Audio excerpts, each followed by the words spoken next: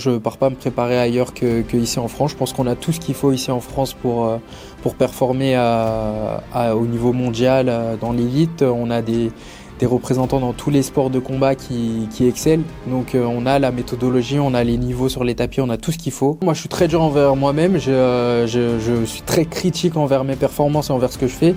Je cherche toujours la perfection et la perfection c'est inatteignable.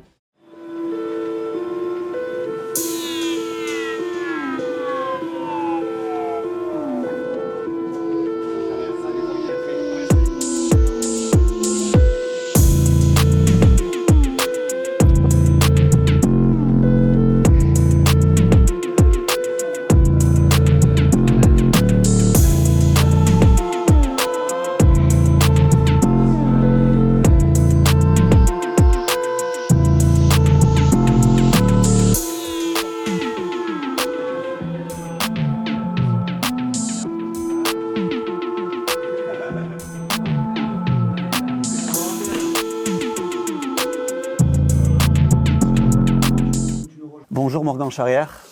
Bonjour Monia. Tu sais que l'UFC c'est une organisation qui est assez intransigeante. D'ailleurs, de temps à autre, il vire quelques athlètes pour X ou Y raison. Ce fut le cas pour Mohamed Mokaev, qui affichait pourtant un bilan de 13-0 en carrière et 7-0 à l'UFC. Dana White, lui, il avait évoqué le concernant des problèmes de collaboration. Est-ce que c'est quelque chose auquel tu penses? Non, pas du tout. Je suis vraiment focus sur la performance et je pense que pour éviter des déconvenus ou quoi que ce soit, il suffit de bien faire son travail et son métier. J'ai 2 victoires, 1 défaite à l'UFC, mais 3 bonus, 3 combats exceptionnels, 2 finishes et un Fight of the Night, Fight of the Month. Je pense pas que ma carrière à l'UFC soit remise en jeu sur ce combat. C'est un gros combat qui arrive, ça va être un très beau combat.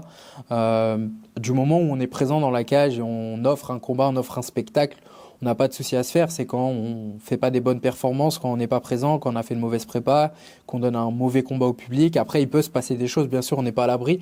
Mais non, je pense pas à ça. Moi, je pense à gagner mon combat. Je pense pas à me faire cut de l'UFC. Donc, c'est très très loin de ce que je peux penser. Comment ça se passe ta préparation? Est-ce que tu peux nous décrire ta semaine type d'une préparation pour un combat? Comment tu t'organises? Est-ce que c'est la même routine ou suivant le combattant que tu affrontes, il y a des ajustements, peut-être des camps d'entraînement à l'étranger que tu puisses faire? Je fais toutes mes prépas ici en France, donc à l'US Métro ou aussi au Muro avec mon coach d'anthologie. Mais non, si je pars à l'étranger, c'est plus quand je suis en vacances, je vais aller tourner dans certains clubs. Mais non, je pars pas me préparer ailleurs que ici en France. Je pense qu'on a tout ce qu'il faut ici en France pour performer au niveau mondial dans l'élite. On a des représentants dans tous les sports de combat qui excellent. Donc on a la méthodologie, on a les niveaux sur les tapis, on a tout ce qu'il faut. Et sinon, au cours de l'année, je m'entraîne toujours pareil, moi, sur mes camps. Enfin, j'ai pas de moment où je passe en camp ou pas en camp. Toute l'année, je m'entraîne 2 fois par jour. Je suis tout le temps à l'entraînement et de temps en temps, je me prends une semaine, un week-end de vacances. Mais c'est vraiment mon métier. Ça fait 10 ans que je maintiens cette rigueur et je compte continuer longtemps. Et c'est pour ça que j'en suis là et que j'espère que ça va continuer. Comment tu juges ta progression? Est-ce que tu t'es dur envers toi-même? Ou est-ce que tu te dis, bon, comme tu l'as dit tout à l'heure, tu as 3 bonus, des finishes, comment tu gères ça avec toi-même? Non, moi je suis très dur envers moi-même. Je suis très critique envers mes performances et envers ce que je fais. Je cherche toujours la perfection et la perfection c'est inatteignable. Donc même sur un combat où j'ai mis un beau finish, où j'ai pris un bonus, etc. Moi j'ai des choses à redire dessus. Avec mes coins on regarde et que ce soit dans la victoire ou la défaite, on cherche toujours sur quoi on peut progresser. Je m'endors pas sur mes lauriers. C'est pour ça, je pense que que j'arrive à toujours surprendre ou à faire quelque chose d'un peu différent ou du show, je sais pas comment l'appeler, du spectaculaire. C'est parce que chaque combat, c'est un nouveau combat, c'est quelque chose de nouveau, c'est une nouvelle prépa, c'est un nouveau moi, c'est une nouvelle personne à affronter. Donc je suis tout le temps hyper focus et c'est quand on perd le focus qu'on a des déconvenus. Au niveau du cutting, est-ce que toi, tu rencontres des problèmes en particulier? On sait que c'est quelque chose qui est assez dur. Toi, comment tu gères ça? Est-ce que c'est quelque chose qui te fait peur? Non, en vrai, c'est une question d'habitude et de connaître son corps, de savoir ce qu'on fait, d'être bien entouré, de bien se préparer surtout, de bien manger et de faire attention à son poids en amont.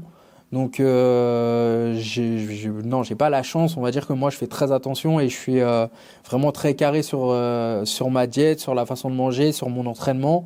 Et donc, là, une semaine du combat, ça va.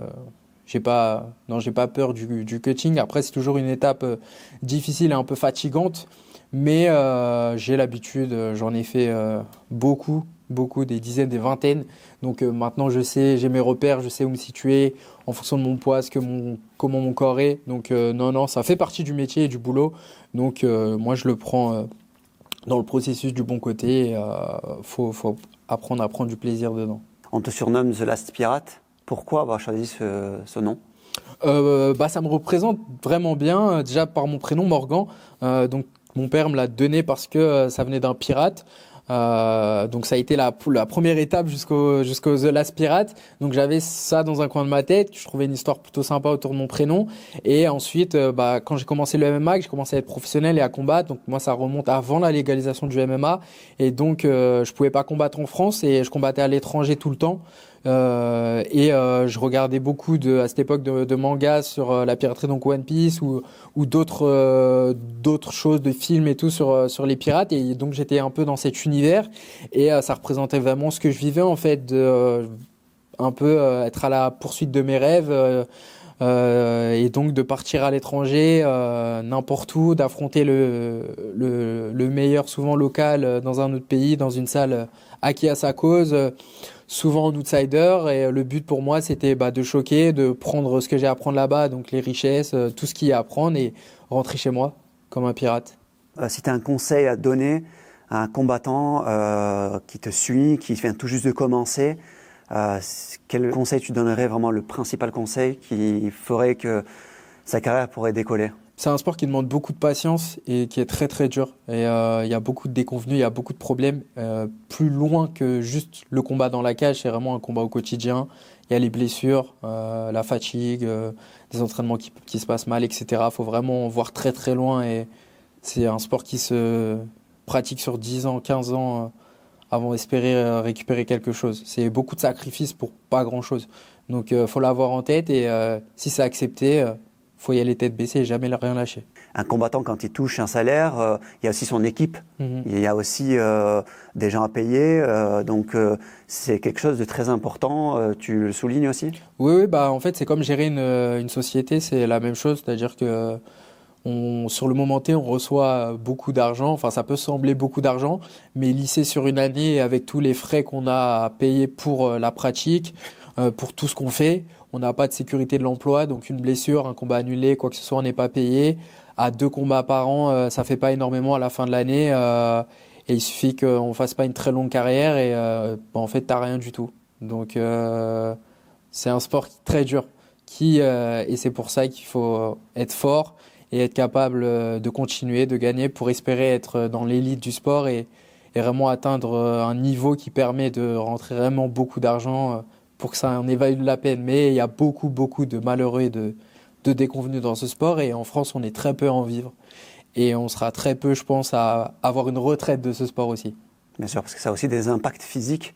Comme tu parles de retraite, des impacts physiques, d'être un combattant, c'est des sacrifices. Et c'est aussi dans l'avenir peut-être des séquelles. Est-ce que c'est quelque chose auquel tu penses? Est-ce que tu te dis, il faut que je fasse attention quand même? Parce que plus tard, ça peut peut-être me jouer des tours. Je pense que les plus gros dégâts, ils se prennent à l'entraînement. Donc, il faut faire très attention à l'entraînement, mais il faut être capable de pousser suffisamment pour augmenter son niveau et connaître un peu l'adversité. Après, en combat, on ne sait jamais ce qui peut arriver, c'est hyper dangereux. Mais sinon, on ne ferait pas ce sport. Donc c'est comme ça fait partie du sport, et moi j'y pense pas spécialement. Ses avantages et ses inconvénients. Exactement, je l'ai accepté.